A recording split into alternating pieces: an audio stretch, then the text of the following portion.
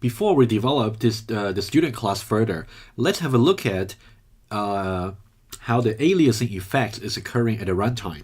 So remember from the previous tutorial, we tried to call the two versions of the @CourseRecord method from the student class. For example, you can see that for the first version, we have to explicitly create the CR1 and CR2, the two reference variables for storing the two course record objects, and then we have to make two calls to the first version over here by passing the objects directly.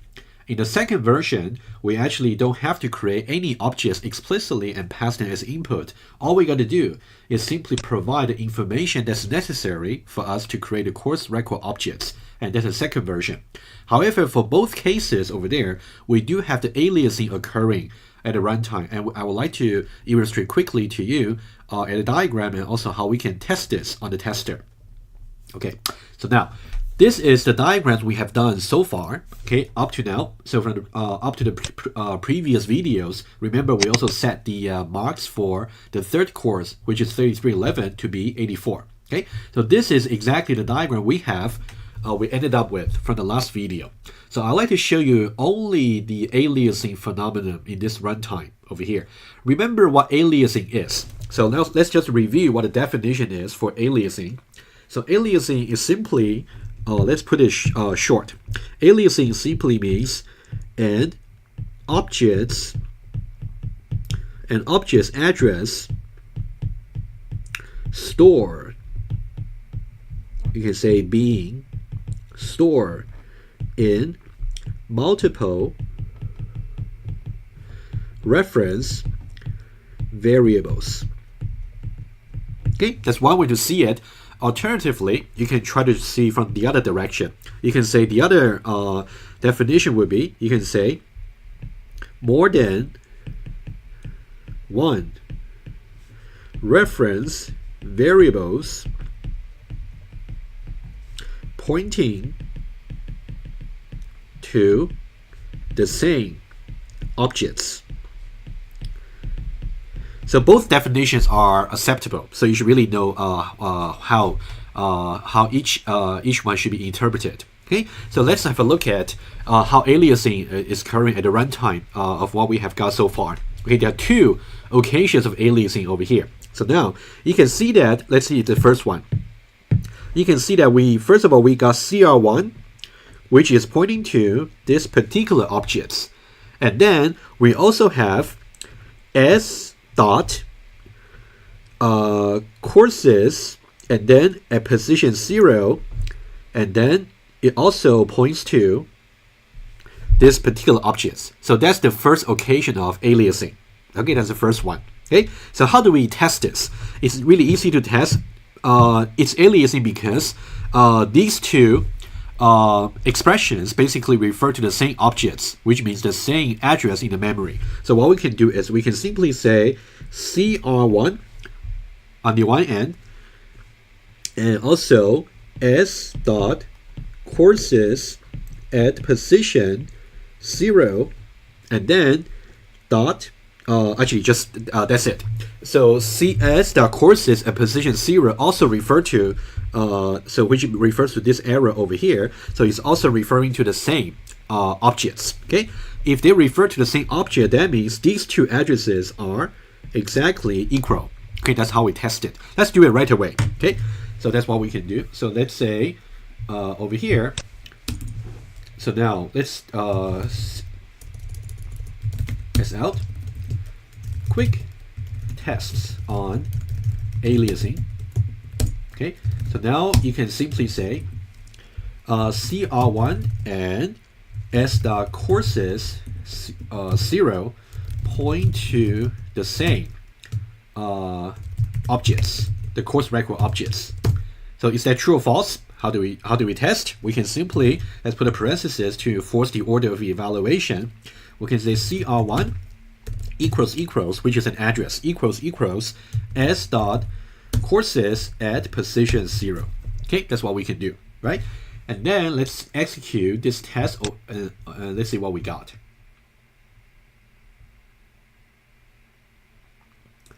Okay, so now it's building the Grotto, and then after it's built, we can see if that's true or false. We expect to see true. Okay, over here you can see quick test on aliasing, and CR1 and S.courses at position 0 point to the same objects. True. Okay, similarly, now if you see from the diagram, if I try the following, so we know that this should be true. What about CR1? Let's try another one. Okay, what about CR2 equals S dot courses at position 0? Are these addresses the same or not?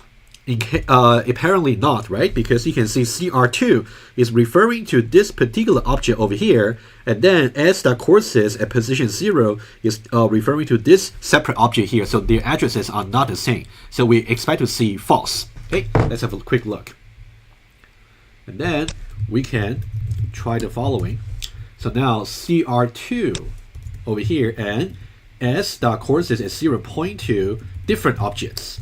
Okay, there are different ways you can phrase it. Let me try to phrase it for you. Okay, which mean the same thing. So let me try the first one. They point to different objects. How can we see that? So that means CR2 is not equal to S.courses at position 0. Okay, and then similarly we can also try this. So this one we expect it to be true.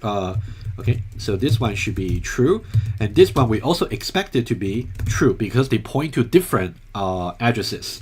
They store different addresses. Let me do a third one for you, which is equivalent to the second one. CR2 and S.courses 0 point to the same objects. Okay, so now that means I simply change this to be equals, right? You can see that in one case I use explanation equal, not equal to, and the second case I use equal. So they cannot be true at the same time. They cannot be false at the same time either. One must be true, the other one must be false. Okay, so this one here we expect to see false, but their result are equivalents. Okay, let's just try that very quickly, and then see what we have. Okay, so what we have is, you can see that CR2 and they point to different objects. It is the case, so that's true. And these two point to the same objects where we use equal, that should be false. Okay, so now that's about the first occasion of aliasing. What about the second one? The second one, let's try again. The second one, let's see over here. Let's use maybe orange here. Okay, so you can see CR2 is referring to this particular course record objects. Do we have any other path that's also referring to the same objects? Apparently there's another one. You can see there's another incoming arrow into this box over here, right? So now let's try that. So we have S dot courses, which refer to this array over here at position 1. And at position 1 is referring to this particular course record objects. So this is the second occurrence of aliasing for in our case. So how can we test this? Okay.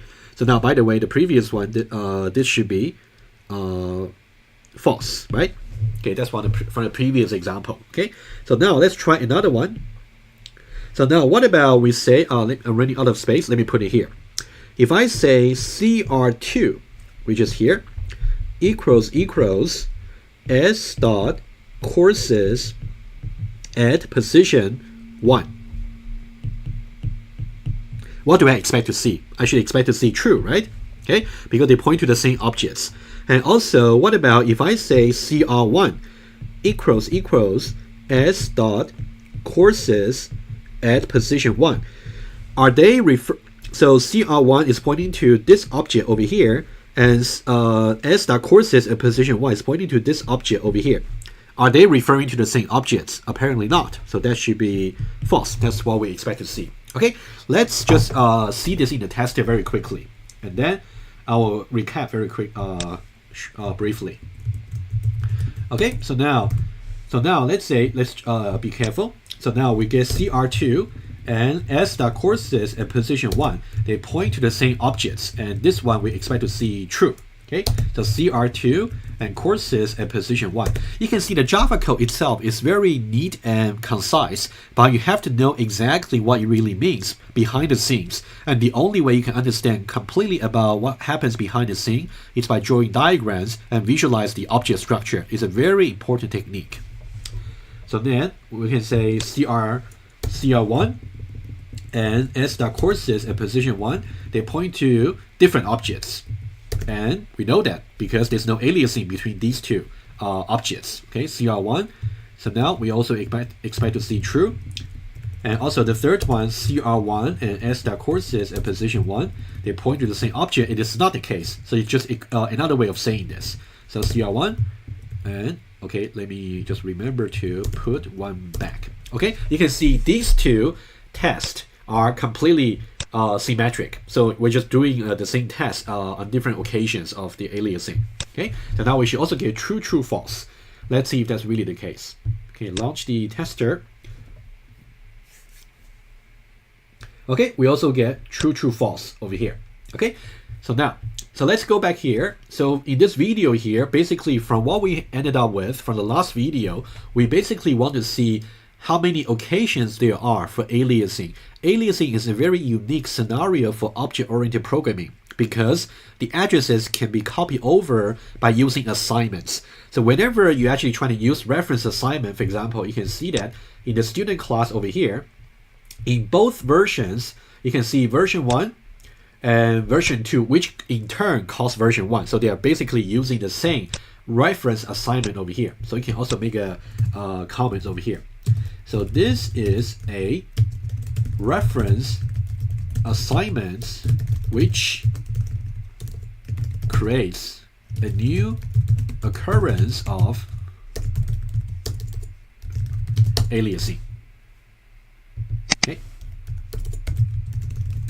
Okay, that's something which is added from the previous example, just new insight into this. Okay, so you can see we are copying some address over here, which can be CR1, which can be CR2, and also we are copying that over into the particular slot in the array. So we're creating aliasing. Okay, and one subtle detail here you should note.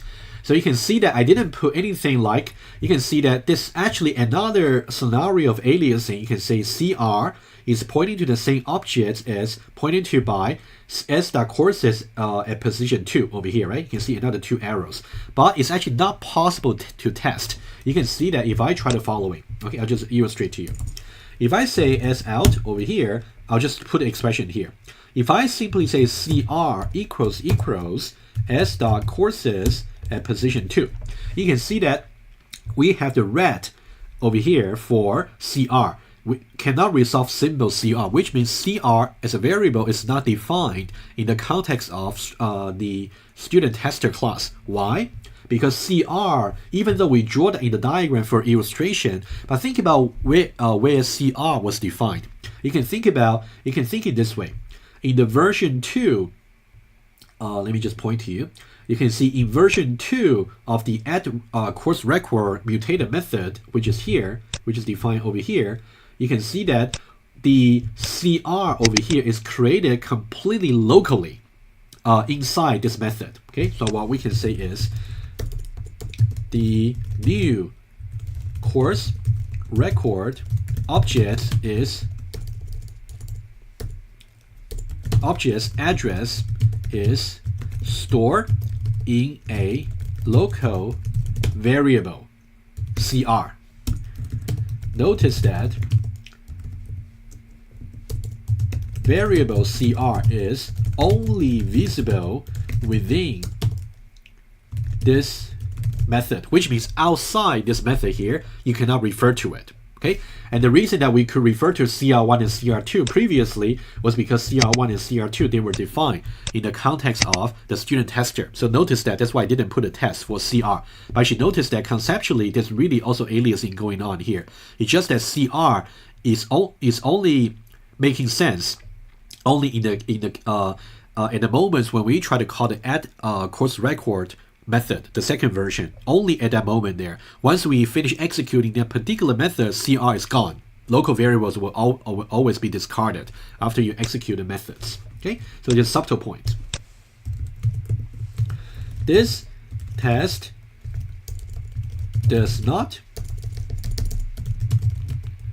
compile because CR is a local variable of at CourseRecord method. Okay, that's something you should really note. Okay, I think that's about it. So basically, for this particular video, you should really try to see how the aliasing effect is occurring. Once we add the third model class into the context, we'll see that the aliasing effect is still going to occur, but in a more complicated way.